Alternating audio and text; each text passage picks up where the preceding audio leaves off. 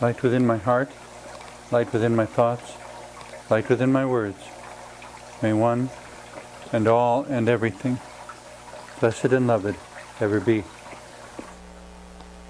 Welcome. I am Sister Who. It has now been just over 4 years since I was diagnosed with autism, and I've been Sister Who for quite a bit longer than that, but I suppose the nicest thing about the diagnosis was finally having some explanation for the struggles that have followed me throughout life and the very different way that my brain works, which I suppose accounts for a lot of what I share within these television shows. Someone wrote in a while back, though, and asked about the connection between Sister Who and autism, even to considering, would Sister Who exist if I was not autistic? Or is there something about being autistic that is somehow integral to the creation of Sister Who?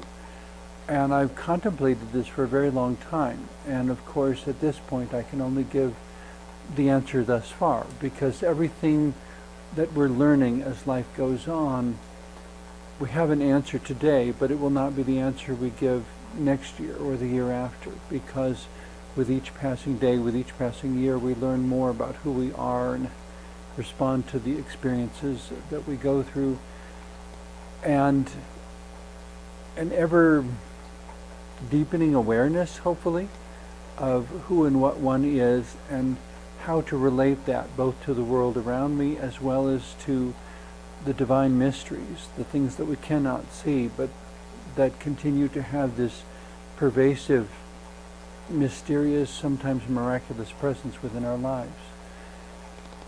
In trying to consider and to contemplate the connection between autism and Sister Who, what I noticed when I was first diagnosed is that there are a number of things about Sister Who's ritual garb that are actually autistic coping mechanisms.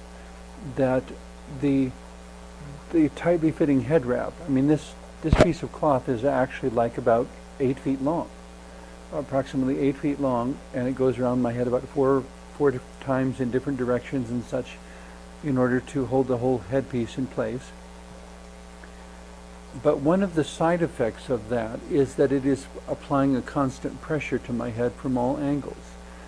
Very often autistic people, when they are feeling overwhelmed, will put their hands on the sides of their head as if to try to contain things or create a pressure that creates a feeling of being grounded, a feeling of not flying off into an overwhelming chaos, where there's so much going through your head that you don't know what to say or do next, and it can result in what is commonly called a meltdown, where you are not really in control of your thoughts or your emotions, and you're simply trying to recreate enough order to stop all the chaos and confusion from happening. As Sister Who, having this head wrap applies that constant pressure to my head and is actually in a way of coping with autism. There are a number of qualities to being a person within our world that are also somewhat set aside by being Sister Who. In donning this ritual garb, I have now become a person unlike any other, and so in a sense I have stepped beyond all the expectations, and there is no sense of what is normal or what should be for Sister Who other than what I choose. In serving the world as Sister Who, it's as if this has become my voice, the voice of my deepest thoughts, of my deepest insights, of my own ongoing quest to make sense of life and sense of my own life experience, and to make sense of the relationships that surround me. I am obviously a very unique and original individual, unlike any other, not because I tried to be, but because I discovered myself to be. In being such an individual, though, what I discovered through my doctoral studies in writing these long papers about individuality and community and so forth,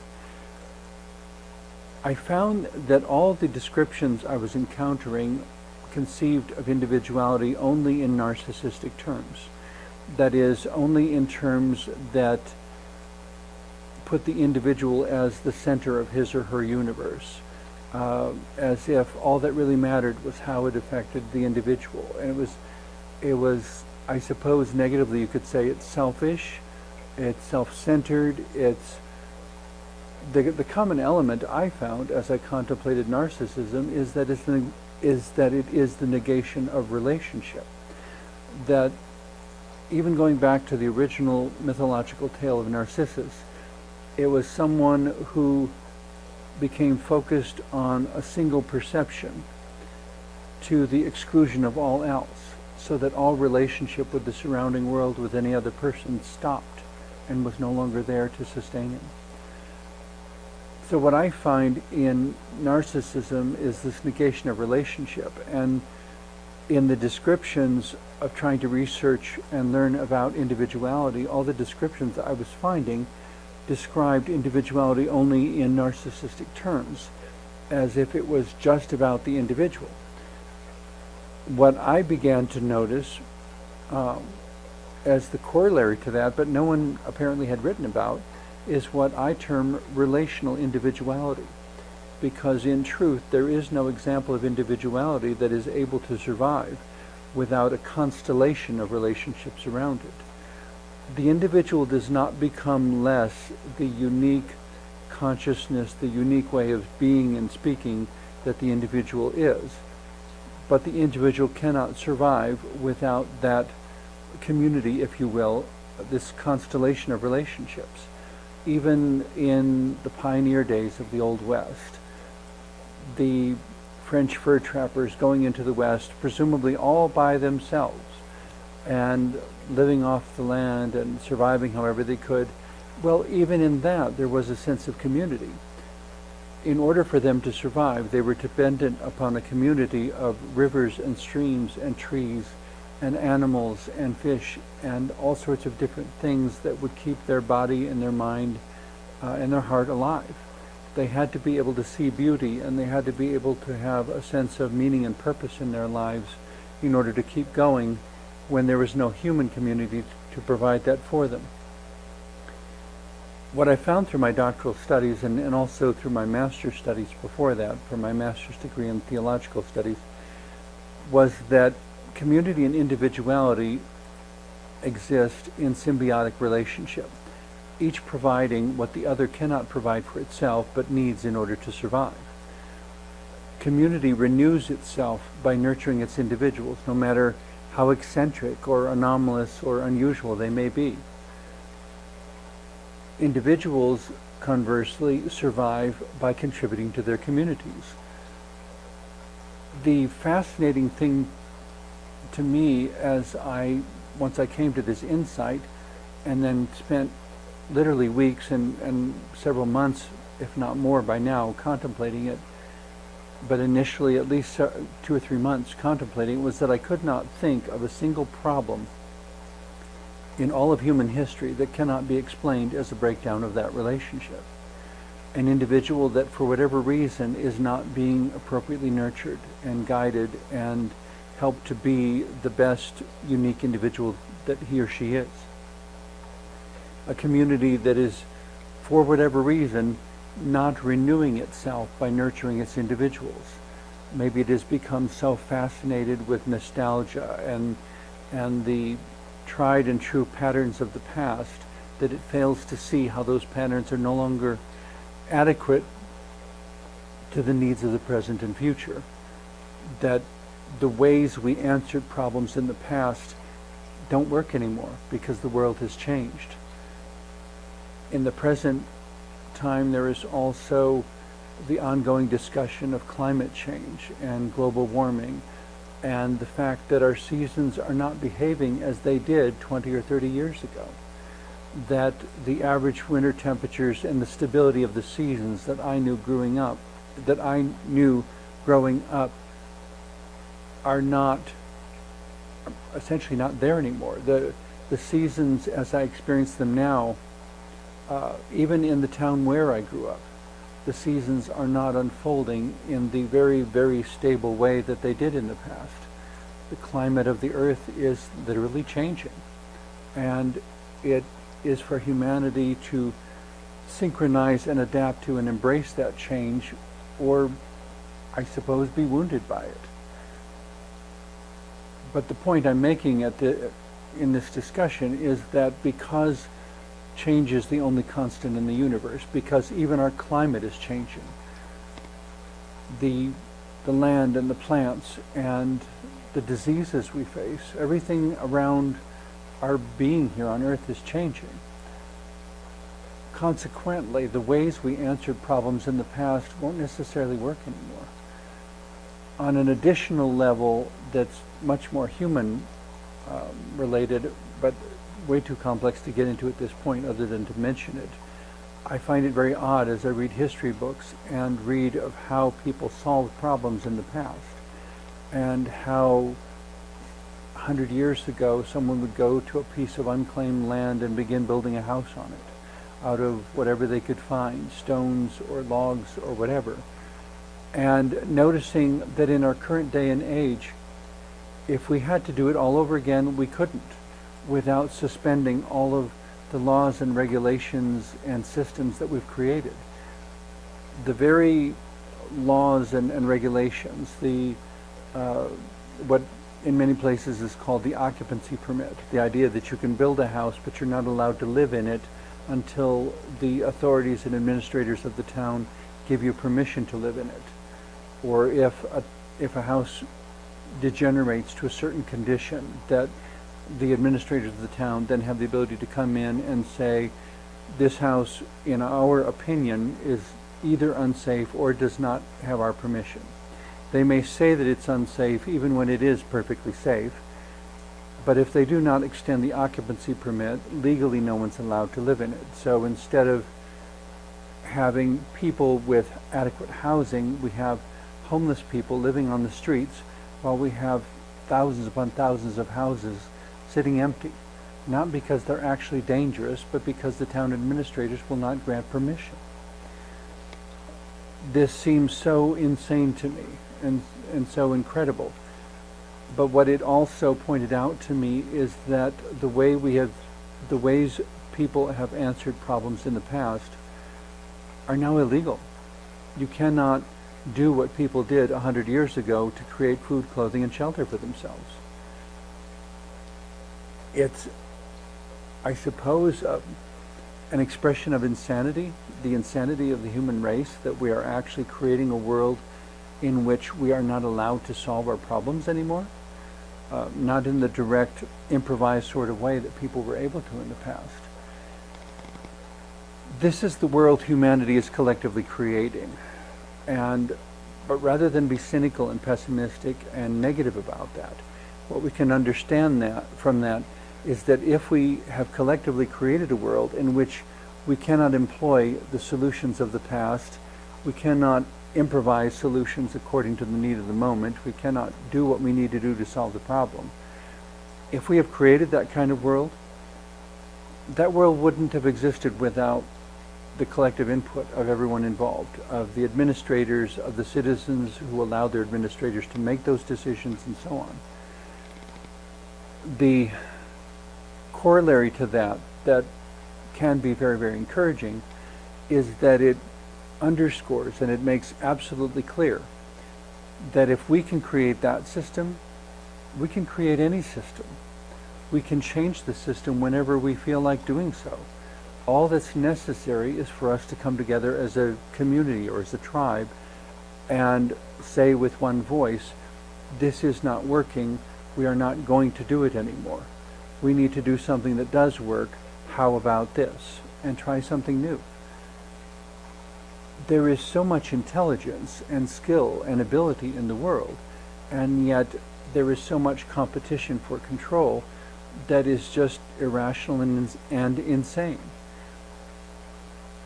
That narcissism, that greed, that selfishness, that bad management of the constellation of relationships around each individual is more of a threat to humanity than any war or disease or any other adversary one could name. The power is within our hands to steer things in a positive direction, because we do have the intelligence and the ability to do so. But until we come together with one voice and decide that we love each other enough to work together, at least enough to work together, no matter how much we disagree, at that point, better things can become the reality of our daily lives. Having started this with the discussion of Sister Who and autism, though, it would seem that at the moment I'm completely way off the subject, except that this too is kind of a manifestation of the integration of Sister Who and autism. The best explanation for autism that I've read is that it's like the brain has been wired backwards. I don't mean that in a negative sense, but simply in a descriptive sense. Most people seem to be going this way. Well, suddenly the autistic mind is going that way. Comparatively, it would seem backwards, but then I suppose it's like asking who has the accent, you or me. Which one is backwards? Are we going forward and they're going backwards, or are they going backwards and we're going forwards, or are we going backwards and they're going forwards, or what is the description? It simply depends on from which perspective you look at the dynamics. But regardless, the brain of an autistic, as described to me, is wired in a way that is opposite of that of what's called a neurotypical person. A neurotypical person will generally look at a situation or a picture or anything and see the generalities first and have to work toward discovery of the details. An autistic mind, conversely, looks at something and tends to see all the details first and has to work to weave those details into some sort of harmony and synchronicity to understand what the summary is. It's not really a generality, because for the autistic, it's based on the integration of all the details. It takes a lot of work, but because of that backwards wiring, getting hit with all those details all at once, all the time, is why so much perception becomes so overwhelming that it's difficult to function in society, especially when society expects one to deal with the generalities, which to me make no sense and are very confusing. I have to approach things as a sequence of details, and as you might say, an orchestra of details. In order to form an orchestra, I have to go through and pick out how many violins, how many flutes, how many trumpets, how many trombones, how many string basses, all the different instruments of the orchestra. And once I have all those details assembled in a way that is harmonious and workable, then we can begin to play this magnificent piece of music that is not possible for any one of the instruments to play all by itself. But I have to work from the details toward the generalities, not vice versa. The neurotypical person works from the generalities toward the details, the opposite. And so in some ways, in trying to relate socially, the metaphor that I find most helpful is to say that it's like dealing with a cross-cultural situation. If you took someone who did not know the language at all and dropped them in the middle of Tokyo, Japan, not understanding the customs, not understanding the words, not understanding any of the systems around, it would be overwhelming and mind-boggling and confusing and a horrendously difficult experience. But imagine now that you cannot escape that experience. That is the only experience you have.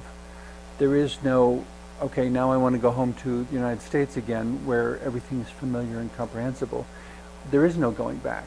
You are simply in this totally foreign place, trying to figure out how to relate to someone whose language, culture, customs, thoughts, words, understanding, everything is totally different from yours. It's not that you don't feel the same things, you just have completely different words for it and completely different ways of interpreting those perceptions and understandings. I think there are now a number of cases that have come out. The one I saw most recently on the internet was a young woman named Carly, who was essentially a nonverbal autistic, so overwhelmed with information coming in and so forth that she couldn't figure out how to put it in words. And because she was nonverbal, people had been assuming for a very long time that she was non-cognitive. And when they finally gave her a computer that would allow her to select words and start putting things together, she was immediately communicating in complete sentences and complex thoughts and spelling words correctly.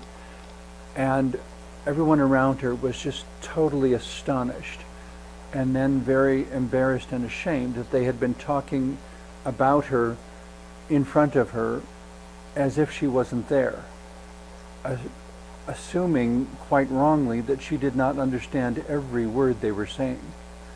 She simply couldn't respond. She had no language. But then when she got this computer, suddenly she could communicate. She could write books. She could do all kinds of things as if she had been going to school and growing up and, like any other adult. Because through her observation, she had picked up so much from the world around her that she is really quite an intelligent young woman. But she doesn't have spoken words. She has a different language. And as I began to ponder one more time the complexities of language, not only spoken language and written language, but when between neurotypical and autistic, we have to consider the possibility of it being a cross-cultural situation where everything is under the same things, understood in completely different ways and described in completely different ways. And for Carly, that computer through which she can select words and letters allows her to communicate. It becomes her voice because she has no voice of her own. So the computer's voice is the only one that people around her can hear. In a similar sort of way, as I contemplated the relationship between Sister Who and autism, it became clear to me that it's quite possible, if not probable, that Sister Who is my voice. That without Sister Who, I would not be able to speak accurately or completely or effectively about how I experience and perceive and understand and relate to the world, and how, not desperate, but how strongly and how earnestly and how passionately I long to make my positive contribution to the world, and finding that through the metaphors and the range of creativity available through Sister Who, this uncategorizable person who has a dedication to wisdom and love and to spiritual service, that through this complex multidimensional voice, I can speak to the world and I can make my contribution. And which explains to some degree why it hurts so much when my voice is silenced, when because I appear differently or communicate differently or choose words differently or organize my thoughts differently, that people do not wish to include that instrument within their orchestra. They don't, the communities in which I've lived in numerous devastating ways have not been willing to nurture me as an individual to make my best contribution to that community. I see people struggling with things and I want to help them. But unless we can create a mutual respect, it leaves my voice silenced and unheard. And I don't want to narcissistically say I must be heard. That's not really the point. More and more, as I look at the world around me, as I look at the universe, the basis of everything, to my observation, is symbiotic relationships. Each thing helping the others in ways that are complementary and integrated and are ideally integrated, and that if they are not integrated, the music doesn't happen, the symbiotic relationship doesn't happen, and the sense of life struggles at best, but does not thrive and flourish the way it could. if we could just get back to loving one another unconditionally and not worry about how I look or how I sound, but on rather how what I give empowers you to be more of you in a more beautiful and empowered and dynamic and incredible way. It's about life helping life be more of life. Thank you very much for watching. I hope this has been a helpful presentation for you. Thank you.